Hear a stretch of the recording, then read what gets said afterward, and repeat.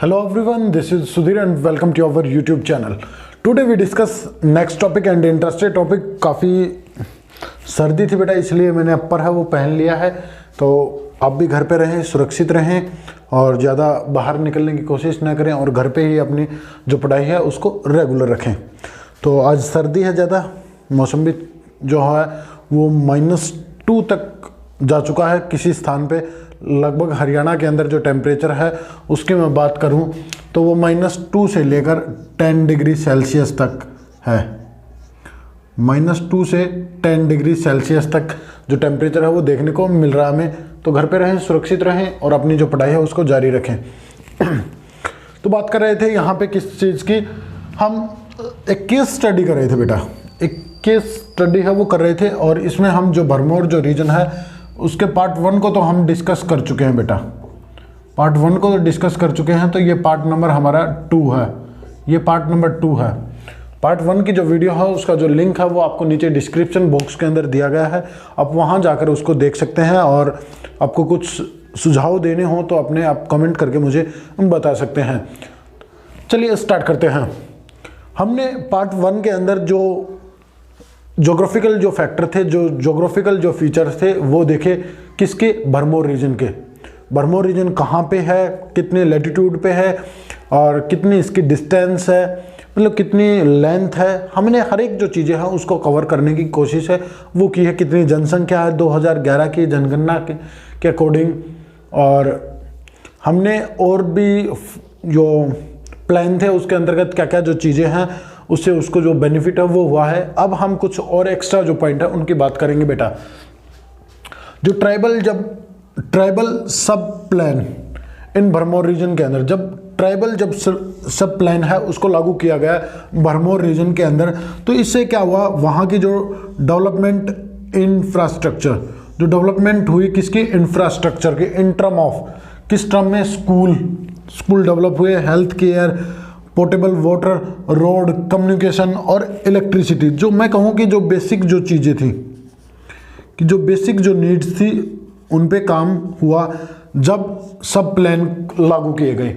जब भरमौर के अंदर जब उप योजनाएँ हैं, सब प्लान का मतलब होता है उप योजनाएँ जब लागू की गई तो उससे जो बेसिक जो चीज़ें हैं, बेसिक जो नीड्स है उन पर ध्यान दिया गया और उनको कंप्लीट करने की कोशिश है वो की गई। और यहाँ पे मेनली जो डिपेंडेंट थे लोग, उन्हीं चीज़ों को ध्यान में रखकर काम किया गया इन योजनाओं में, इन प्लान में। आगे क्या है, कुछ विलेज को, कुछ जो गांव होते हैं उनको बेनिफिट हुआ और कुछ को बेनिफिट है वो नहीं हुआ। कुछ को काफ़ी ज़्यादा जो बेनिफिट है वो हुआ और कुछ को नहीं हुआ। तो कुछ मेरिट्स थे तो कुछ डीमेरिट्स भी थे इन योजनाओं के। सोशल बेनिफिट, जब ये योजनाएं हैं, सब प्लान है या फिर मैं कहूँ ITDP, ये क्या है ये आप मुझे कमेंट करके बताएंगे कि ये है क्या। इसको आप मुझे नीचे कमेंट करके बताएंगे, क्योंकि आपने हमारा जो पार्ट 1 है उसको देखा है तो उसके अंदर मैंने आपको इजीली ये चीज़ बताई है। जो सोशल जो बेनिफिट है, सामाजिक लाभ भी हमें देखने को मिले जब से ITDP और सब प्लान है वो लागू किए हैं। जैसे मैं बात करूं कि लिटरेसी रेट है वो इंक्रीज हुआ है, लिटरेसी रेट इंक्रीज हुआ है। इम्प्रूवमेंट सेक्स रेशो है, लिंग अनुपात में भी बढ़ोतरी हमें या मतलब सुधार है वो देखने को मिला है। और डिक्लाइन चाइल्ड मैरिज, जो बाल विवाह था वो भी कम हुआ है। इन योजनाओं के तहत आपको अलग अलग तरह से जो बेनिफिट हैं वो देखने को मिले। कहीं आपको जो चाइल्ड मैरिज है वो कम हुई है और कहीं पे सेक्स रेशियो है उसके अंदर इम्प्रूवमेंट आया है और लिटरेसी रेट है वो इंक्रीज हुआ है। तो इनके जो डाटा है वो हमारे पास अवेलेबल है।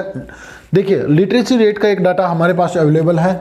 फीमेल लिटरेसी रेट 1971 के अंदर 1.88 थी और जब से हमने जो योजनाएं हैं, जो 5 ईयर जो प्लान है उनको लागू किया है, तो उसके बाद 2011 में बढ़कर ये कितनी हो गई, 65% हो गई। 2011 में ये बढ़कर कितनी होगी, 65%, लगभग पुरुषों के जो मेल हैं उनके बराबर है वो होगी। और इसके साथ में क्या हुआ है, जेंडर इनइक्वलिटी, जो जेंडर इनइक्वलिटी थी, जो असमानता थी, लिंग असमानता, उसमें भी हमें जो गिरावट है वो देखने को मिली है। जो डिक्लाइन है हैज़ ऑल्सो डिक्लाइंड, ये भी इसके अंदर भी हमें जो कमी है वो देखने को मिली है। इन लोगों का मुख्य व्यवसाय या ट्रेडिशनल वर्क है वो है एग्रीकल्चर। वो क्या है बेटा, वो है एग्रीकल्चर और रेयरिंग ऑफ एनिमल्स, पशुओं को पालना। और इसमें दो ही तरह के जो पशु हैं वो पाले जाते हैं, उनको आपको पता है कि कौन कौन से हैं। एक तो सिप और गोट, ये दो ही जो पशु हैं उनको पाला जाता है,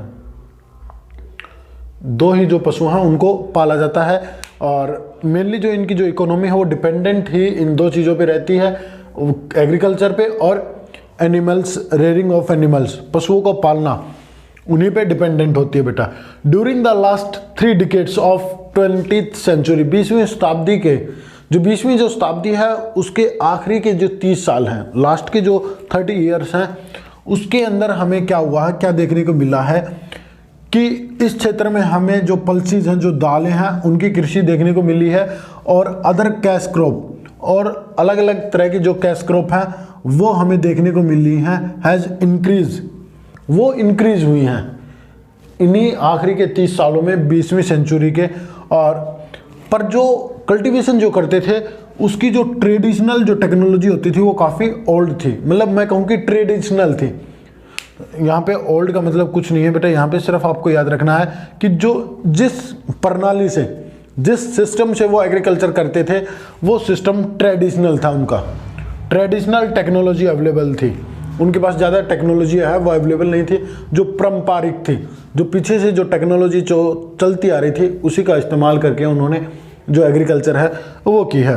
ट्रांसह्यूमन सिस्टम, ट्रांसह्यूमन सिस्टम मतलब ऋतु प्रवास करते थे वो लोग, जो मैंने आपको बताया है। इसका एग्जाम्पल क्या है कि जो भरमौर रीजन के जो लोग हैं वो माइग्रेट करते थे, कहाँ पे, कंगरा के अंदर, कंगरा और उसके आसपास का जो रीजन है उसके अंदर, यहाँ भरमौर रीजन के जो लोग हैं वो प्रवास करते थे ड्यूरिंग विंटर में, क्योंकि फसल के बोने के बाद वो क्या करते थे, इस स्थान को छोड़कर दूसरे स्थान पर, अपने स्थान को छोड़कर जो कंगरा है या आसपास का जो रीजन है वहाँ पे चले जाते थे। क्यों? टू अर्न मनी, मनी कमाने के लिए या फिर लेबर के रूप में काम करने के लिए उन क्षेत्रों के अंदर चले जाते थे। तो यहाँ पे ये जो टॉपिक है हमारा भरमौर, एक केस स्टडी हमने डिस्कस किया भरमौर रीजन के बारे में। तो इसके पार्ट 1 और 2 मैंने दोनों आपको यहाँ पे करा दिए हैं और जो नोट्स के साथ मैं अवेलेबल हुआ हूँ। और फिर भी आपको कुछ डाउट लगती है तो आप मुझे कमेंट करके बता सकते हैं। और यदि आपको कुछ एक्स्ट्रा जो पॉइंट है उनके बारे में पूछना है तो आप भी मुझे कमेंट करके बता दीजिए। मैं उनको कोशिश करूँगा कि नेक्स्ट जो वीडियो होगी उसके अंदर आपको आपकी जो पॉइंट है उनको ऐड करूँ और आपकी जो प्रॉब्लम होंगी उनको भी सॉर्ट आउट करूँ और सोल्व करने की कोशिश की जाएगी। अब जो अगला जो टॉपिक होगा वो है हमारा सस्टेनेबल।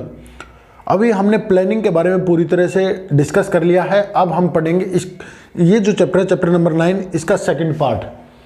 प्लानिंग हम कंप्लीट कर चुके हैं, अब पढ़ेंगे हम सस्टेनेबल डेवलपमेंट। प्लानिंग के बारे में हमने जो भी प्लानिंग थी, इसकी जो केस स्टडी थी वो भी कर लिया। अब इसका जो सेकंड पार्ट है सस्टेनेबल डेवलपमेंट, इसको डिस्कस करेंगे और इसका केस स्टडी भी करेंगे। तो आज की वीडियो में इतना ही था, मिलते हैं नेक्स्ट वीडियो में नेक्स्ट टॉपिक के साथ। टॉपिक आपको पता चल गया सस्टेनेबल, और अभी तक आपने हमारे चैनल को सब्सक्राइब भी नहीं किया तो जल्दी से सब्सक्राइब कर दीजिए और बेल आइकन को प्रेस करके ऑल पे क्लिक करें ताकि आपको हर एक जो नोटिफिकेशन है वो देखने को मिले हमारी वीडियो की। चलिए मिलते हैं नेक्स्ट वीडियो में। Thank you and thank you very much.